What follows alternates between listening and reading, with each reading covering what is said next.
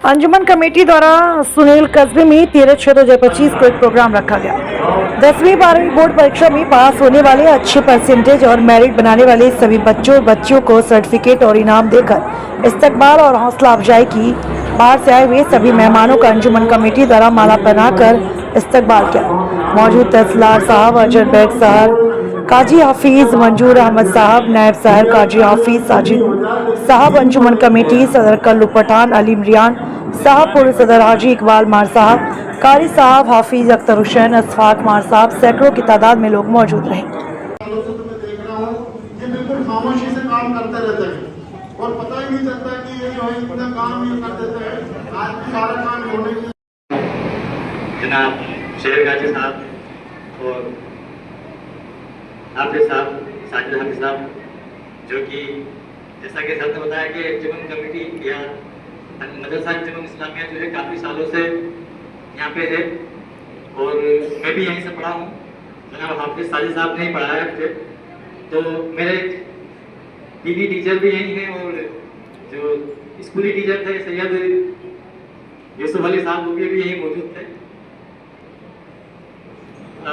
मैं शुक्रगुजार हूँ इन सबका, अंजुमन इस्लामिया कमेटी का और जनाब कल्लू पठान साहब का और तमाम ऑर्गेनाइजर्स का कि मुझे इस काबिल समझा यहाँ पे बुलाने के लिए।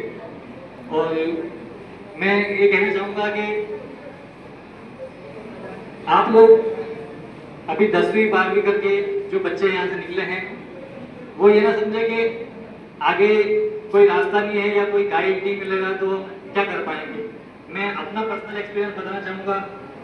एक तो मेरे पापा और उनके बहुत खास दोस्त मरहूम हाजी यूनुस अंसारी साहब, राजू कंपाउंडर साहब, उनकी जो मौजूदगी थी वो काफ़ी मेरे लिए मायने रखती है और उनकी मेहनत, उनका जज्बा, उनका किरदार आपके सामने नहीं आएगा। बड़ी आसानी से कह देते हैं लोग कि हालात को समझकर बदल जाते हैं इंसान। आपके ही शहर के अंदर पदस्थापित कार्यरत जनाब अजहर बेग साहब एक ऐसे घर से निकल के आए हैं जिसके पिछले अरसे को देखा जाए तो तालीम से काफी दूर, पर एक ललक थी, एक जज्बा था, एक ख्वाब था। वो ख्वाब मुकम्मल होता है जब रातों की नींद आपको खोना पड़े और दिन का चैन और सुकून पाना पड़े। तो जितना जागना है बच्चों, आज जाग लो, कल चैन से सो लोगे। अभी जितना सोओगे कल जाके आप उतना ही रोगे। मैं ये इसलिए कह रहा हूँ कि ये उस कौम की बात है जिस कौम के अंदर एक वक्त ऐसा था जब 7% रेशो नौकरी के अंदर हम थे। हर किसी महकमे के अंदर हम, हर किसी कार्यालय के अंदर या किसी दफ्तर के अंदर हम थे। आज वो रेशो घटकर 0.02 हो गया है।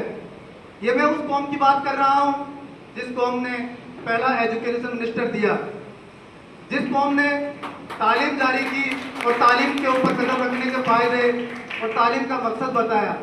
तालीम का मकसद सिर्फ नौकरी हासिल करना नहीं है बेटियों, तालीम का मकसद है अपनी जिंदगी को बदलना, अपने आप को संवारना और दुनिया के मुताबिक अपने आप को चलने वाला लायक बनाना। डिग्रियां आप कितनी भी हासिल कर लो, आपकी जिंदगी के अंदर सुकून जो आएगा वो तरबियत से आएगा, तहजीब से आएगा। आप दुनिया के नक्शे कदम पे चलोगे, लेकिन आप जब बाहर निकलोगे तो आपको पता चलेगा कि आप इस्लाम से वास्ता रखते हो या दुनियावी तालीम से वास्ता रखते हो। आप जब किसी कार्यालय में, किसी ऑफिस में, किसी पद के ऊपर जब काबिल हो जाओगे, बैठ जाओगे, वहां पता चलेगा कि एक मुस्लिम के अखलाक क्या होते हैं और उसकी तरबियत कैसी हुई है। आपका बात करने का तरीका क्या है, आपका बैठने का तरीका क्या है, आपका लोगों से बर्ताव कैसा है। ये अजहर बेग साहब को आपने देखा होगा और मैं अच्छी तरह जानता हूं इनको। आप किसी भी प्रोग्राम के अंदर शिरकत नहीं कर सकते, सिर्फ तालीम के अलावा, शिक्षा के अलावा, एजुकेशन के अलावा। अगर वो आपका वक्त आपके साथ में बिता के दे रहे हैं तो आपकी खुशकिस्मती है कि सुनील अंजुमन कमेटी, इस्लामिया कमेटी की खुशकिस्मती है कि वो आपके साथ बैठे हुए हैं। ये मानो कि वक्त खरीदा नहीं जा सकता, पर वक्त को बदला जा सकता है। आज नहीं, आज के 10 साल बाद बदला जा सकता है। हम उस दौर से गुजर रहे हैं जहां हमारा कोई आज दौर नहीं है, पर इस दौर को बदलने वाले भी कोई और नहीं है। ये हमारे नौनिहाल हैं, हमारे बच्चे हैं, हमारी बच्चियां हैं। बेटा, सब्जेक्ट जब लेते हैं 10 से चालू हो जाती है चीजें, दिल दिमाग में जहन में बैठने लग जाती है कि मुझे 10 पास करनी है, और बड़ा चिंता का विषय हो जाता है कि मुझे विषय कौन सा लेना है। बड़ा चिंता का विषय हो जाता है कि मुझे विषय कौन सा लेना है। साथ ही चालू होता है अकाउंटिंग, कॉमर्स, आर्ट्स, कला क्षेत्र, साइंस, टेक्नोलॉजी क्षेत्र। दोस्तों, राजस्थान सरकार और केंद्र सरकार और भारतीय जो प्रशासनिक सेवाएं हैं, उनमें लगभग 80 विभाग है। उन 80 विभागों में से आप किसी भी विभाग में जा सकते हो, बल्कि हम नॉलेज के अभाव में, जानकारी के अभाव में, हम सिर्फ और सिर्फ 3-4 विभाग जानते हैं। एक पहला एजुकेशन विभाग, दूसरा पुलिस महकमा, तीसरा मेडिकल डिपार्टमेंट। इसके अलावा अगर हम किसी विभाग के ऊपर जाते हैं तो बड़ा सोचने और विचारने विषय हो जाता है, क्योंकि इस विषय के ऊपर हमारे पीछे जो हमारे वालिद हैं, वालदा है, हमारे दादा दादी हैं, या हमारे पूर्वज हैं, वो भी कहीं ना कहीं दूर रहे हुए। ये अभी का वक्त नहीं है, 18वीं सदी की बात है कि उस समय तालीम से हमें किस तरह दूर कर दिया गया। आज के दौर में हम देखें तो तालीम में उसको कहूँगा कि ना तो हम दुनियावी तालीम में आगे हैं और ना ही दीन के अंदर आगे हैं। अगर दीन में आगे होते तो हमारे ये हालात नहीं होते कि हमारे अखलाक इतने चेंज हो जाते कि दुनिया हमें किसी बदमाश के नाम से जानी जाती है। आज अगर मुस्लिम को जाना जाता है तो कोई ना कोई बदमाश के नाम से जाना जाता है। अगर तरबियत होती, दुनियावी तालीम होती, तो हम किसी बड़े ओहदे पे होते, बड़े पदों पे होते।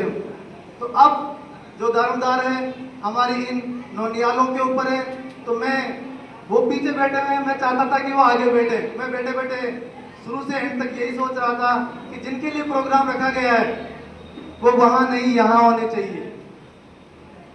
कि जिंदगी बदलने का जरिया अब आप हो, दुनिया के अंदर हमारा स्टेटस बदलने का जरिया आप हो, दुनिया के नक्शे कदम पे हमारी जो पहचान बनी हुई है उसको बदलने का जो वादा रखते हो आप हो। आप 10th के बाद में 11th में आते हो, आप अगर कॉमर्स लेते हो तो कॉमर्स के साथ साथ के अंदर अगर कॉमर्स के साथ साथ में बीकॉम करते हो, बीकॉम के बाद में अगर आप पहले जो लॉ करते हो, तो आजकल जितनी भी मल्टीनेशनल कंपनियां हैं उन सबके अंदर एक लॉयर की जरूरत होती है। तो आप वहां से फाइनेंशियल स्ट्रॉन्ग हो सकते हो। दूसरा, अगर आर्ट्स है आपके पास में तो आप आर्ट्स के द्वारा किसी भी प्रशासनिक सेवा में जा सकते हो। तीसरा, साइंस और मैथमेटिक्स आज के दौर की, आज के वक्त की सबसे बड़ी जरूरत। इससे आप दुनिया के सबसे बड़े साइंटिस्ट बन सकते हो। इसरो के द्वारा अभी इसरो का एग्जाम हो रहा है, 12th के बाद में आप उस एग्जाम को क्रैक करके और डायरेक्ट इसरो के अंदर जा सकते हो, साइंटिस्ट बन सकते हो और इस दुनिया के अंदर अपनी एक अलग पहचान बना सकते हो। मैं